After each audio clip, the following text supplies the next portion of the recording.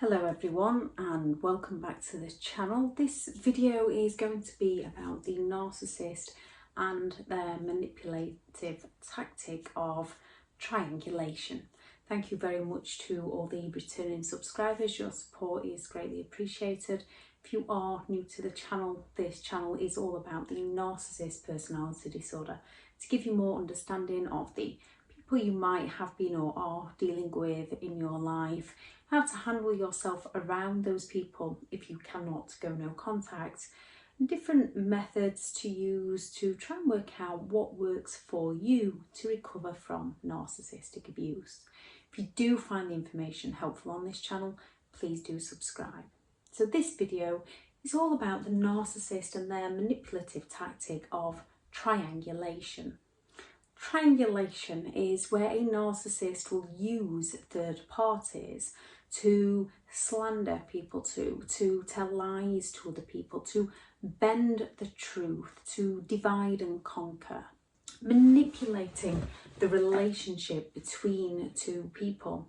They can manipulate the relationship between many people. Triangulation is to deceive people, it's to cause drama, conflict, chaos, to create rivalry between people.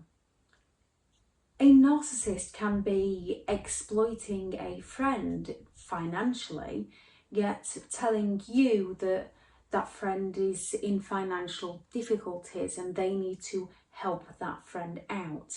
And the narcissist money can be disappearing because the narcissist is gambling the money away, but it looks like to those the narcissist is telling the lies to that they are being supportive of that friend. That friend could be the very person that's loaning the narcissist money. So when the friendship inevitably breaks down, as many do when it comes to a narcissistic person, the narcissist can then play the victim to all those around them and scapegoat the friend who was actually trying to be supportive of the narcissist. Wherever a narcissist is, there is lies, there is twisted truths, and there is slander, there is smear campaigns, there is drama. They can be really complimentary of you to your friends and family, yet very degrading to you when they're around you on their own. They can be devaluing you, they can be invalidating who you are as a person. They can tell you that your friend doesn't really like you, that your mother doesn't appreciate how you speak to her, that your parents interfere too much, or your friends want too much of your time to you, yet they'll be complimenting you to those other people. So they're creating that atmosphere, that diversion tactic between the parties. So you start to question what your friends or family's true intentions are, while your friends and family believe the narcissist to be an amazing person, and they also believe that the narcissist can't see the negative in you because the narcissist is telling them how amazing you are, yet you might be distancing yourself from your friends and family because of the lies the narcissist is telling you about them. The narcissist can even be saying that they're saying things about you, that they're concerned for you, things like this. And when you're feeling anxious or depressed around a narcissist and the narcissist is telling you that your family are concerned about you, you believe that side of the story. While the narcissist is telling your friends and family how incredible you are, they believe that the narcissist is a genuine person.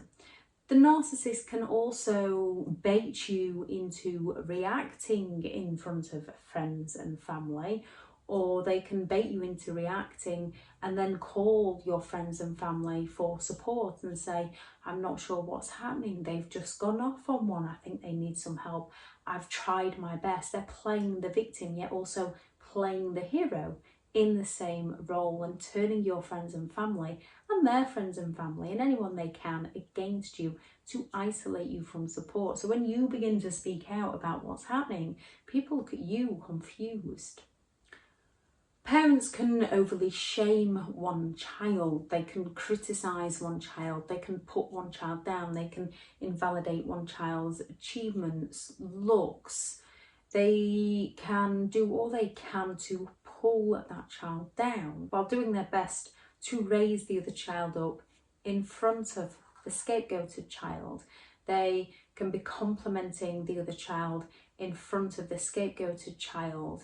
They can be praising the other child in front of the scapegoated child. So they might not directly put the scapegoat child down. They might say things to the scapegoat like, why can't you be more like your brother? Why can't you be more like your sister? Or they might just go over the top with compliments and praise towards one child while completely ignoring the other. Partners can claim that the crazy ex they once told you about couldn't take that joke, that the crazy ex would have done that for them, which when you're in this situation, what you have to remember is they are an ex for a reason. The reason is the common denominator of the narcissist, and no matter what that ex did for the narcissist still left that ex. Therefore, whether you do it for them or not, the narcissist will still at some point up and leave you. Narcissistic people do all they can to shame us, to create those feelings of shame in us, to dishonour us, to disgrace us, to give us those self-doubts about our own abilities, capabilities, our looks, our feelings, so that we become too afraid to speak out to people because we are full of shame. Often the narcissist projection, as the narcissist is full of shame for the things that they have done, they project that shame onto other people, so other people carry the burden of the narcissist shame.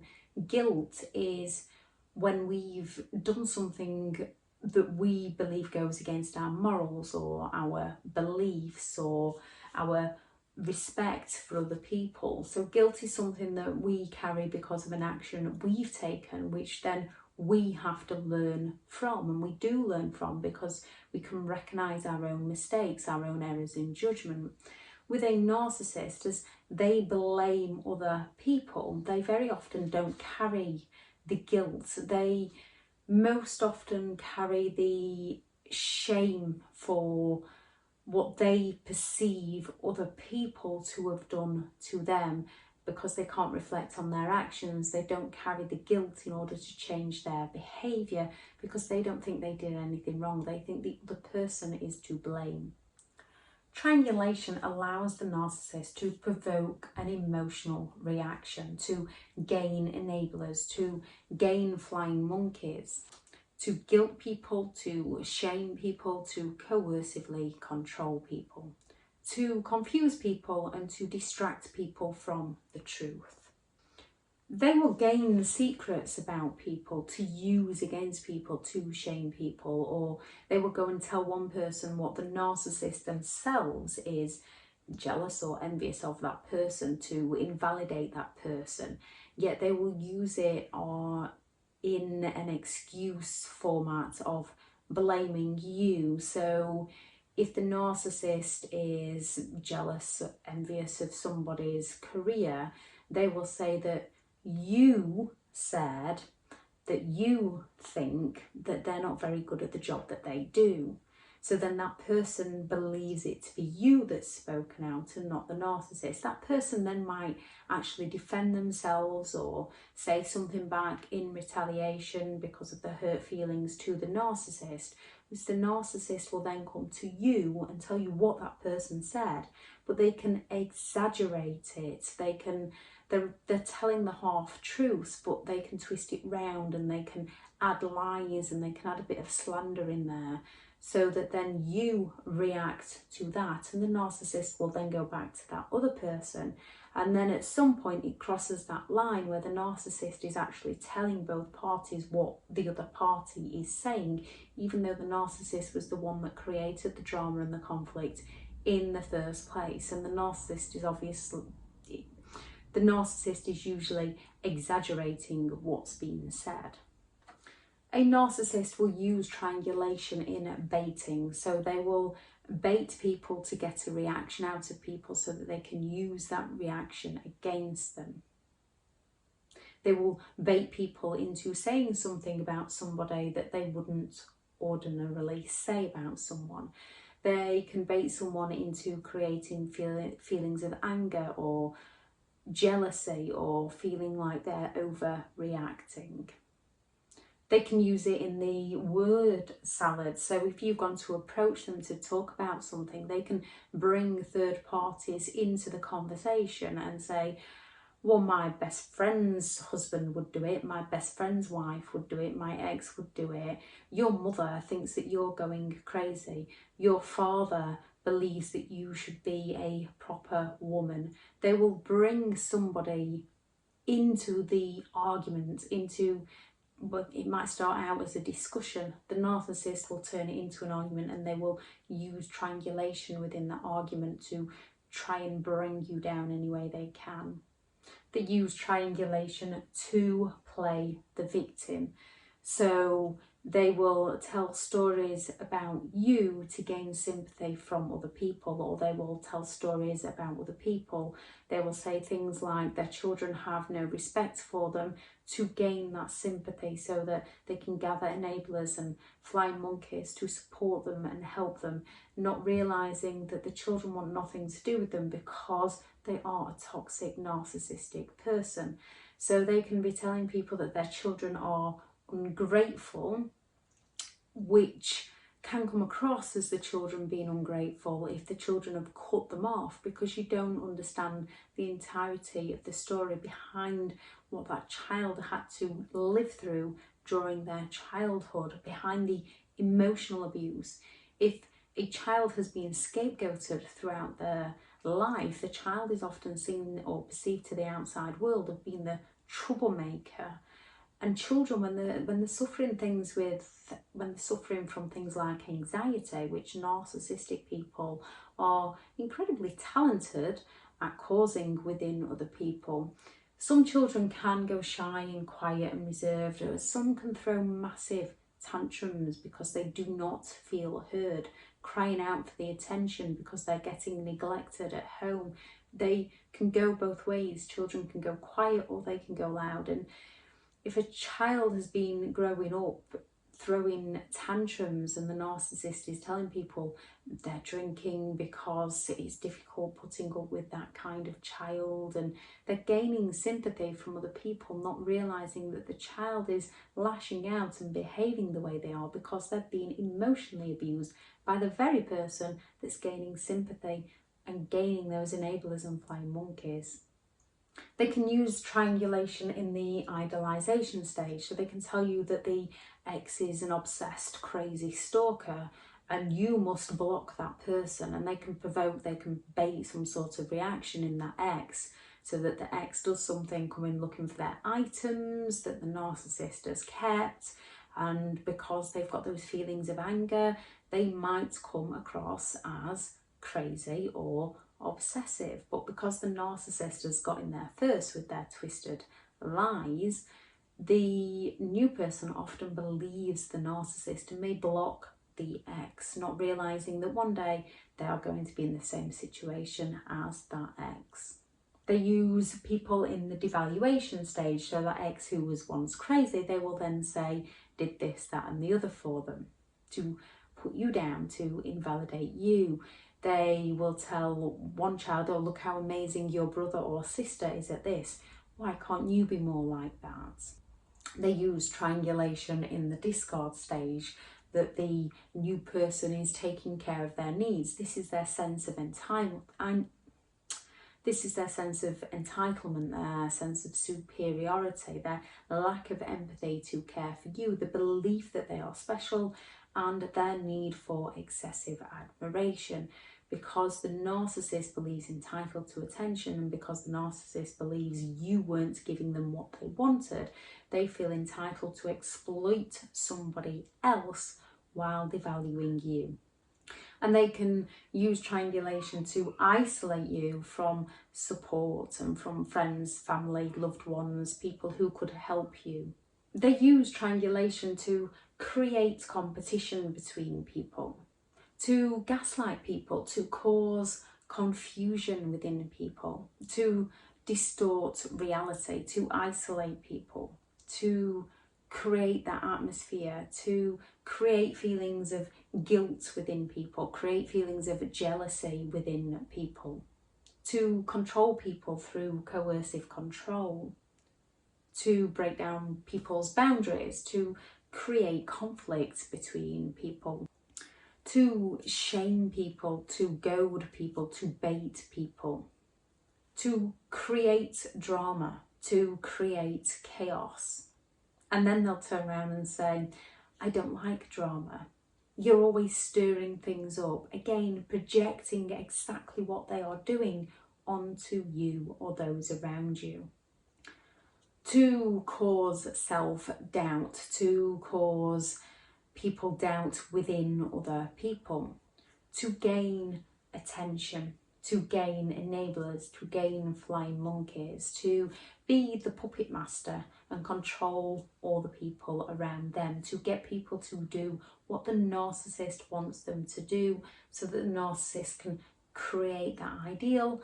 They will create the conflict, but they'll stand back and blame everybody else for the conflict. The narcissist will believe they played no part in it.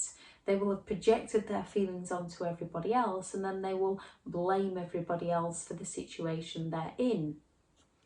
They will use the killing two birds with one stone method, so they can get with a new partner and they can smear campaign the old partner to create that diversion so that they've got the new partner being the enabler, offering all the help and the support, and they will provoke the old partner into acting crazy to match what the narcissist is saying, to form that triangulation to get that divide and conquer. They can also be claiming to the new partner that the ex is obsessed with them. Yeah, they will finish up with the ex with, I just need a bit of a break, I just need some time. And because the ex is trauma bonded and they've not given them that, the narcissist doesn't give closure anyway, but they've done it in a way of leaving the door open, leaving the ex with hope. So when the ex then does try to come back in, usually because they are trauma bonded, the narcissist then gains the attention because they've got the ex and the new partner both fighting for the narcissist's attention, yet they've both been fed lies so that they'll not communicate with each other. The narcissist does not want people communicating with each other because then people will find out the truth. Which is the same when it comes to children. If there's a reason they don't see the children, they will claim that the ex has turned the children against them, or the older children that have woke up to the narcissistic parent's behaviour. They might still see the narcissistic parent, they might just limit their time around them, but the narcissist will claim that the child doesn't have any respect for them. They will somehow scapegoat the child to not be held accountable for the narcissist's own behaviour. Splitting. So narcissistic people do tend to see either all good or all bad. So they can go to one person and tell that person all the good about you, and then they can go to you and tell you all the bad that the narcissist has usually projected into that other person. But they will tell you all the bad things about that other person, or all the bad things that the person has said to you. So they're projecting the good on one and the bad on the other to cause that confusion and that chaos, because one person thinks that one person is really kind and caring and good, and the other person thinks the other person is really negative and toxic. Both parties not realising that it's the narcissist stirring the pot. The recruiting reinforcements, where they will play the victim to gain enablers, to gain flying monkeys, to get people to help them in their smear campaigns. They can use the court system to further coercively control and abuse people. They can leave people out. They can leave people out of the conversation. They can leave people out of the joke. They can arrange a night out but accidentally on purpose not message one person. They can leave a child out of an event. They can leave the other parent out of the family joke, which is usually about the other parent, to create that divide and conquer between the parent and the children. They can flirt and deny to create those feelings of jealousy. They can extract information from one person where they go and tell a half truth or make up a complete lie to one person to extract some information, and then go and tell that information to the other person. Or they can mirror people, they can suck people in, they can play the victim of, oh, I've been through that too, to gain information from you to further down the line use that against you. So if you've ever been on antidepressants, they will try and pull that information from you, not to help you, but so that they can say to other people, they've been depressed in the past, you know what they're like. When you're in the middle of being triangulated, it's very, very difficult. The best thing you can do with any narcissist is go no contact. Not always possible, so then it is grey rock or limited contact. And when you've got flying monkeys and enablers and people that are being triangulated, most of them unwittingly playing into the narcissist games, you can't work out who's giving the narcissist that information. Tell them all a different story about yourself. Yes, again, it's manipulative. You can make something up, but tell them all a different story about yourself to find out which one the narcissist finds out about. Then you have your Judas and you can walk away from them too. It's not easy recovering from a narcissistic relationship. It is possible. Remember, when you're doing things like this, it is not to hurt other people. It is not to bring other people down. It's so that you can find those who are there for you and walk away from those who just want to exploit you. If anyone has any advice of how they handle the triangulation, please do add it in the comments, or a different method that I've not covered in the video of how a narcissistic person triangulates others. Please also add that into the comments. I shall add in the description the online course which just explains all about the narcissist and their different behaviour and different manipulation tactics. I shall also add the video on enablers, flying monkeys and the smear campaigns, as this all ties into the narcissist and their triangulation. Thank you very much for listening, and go out there and create the day that you deserve. And remember, you do deserve a great day. Bye.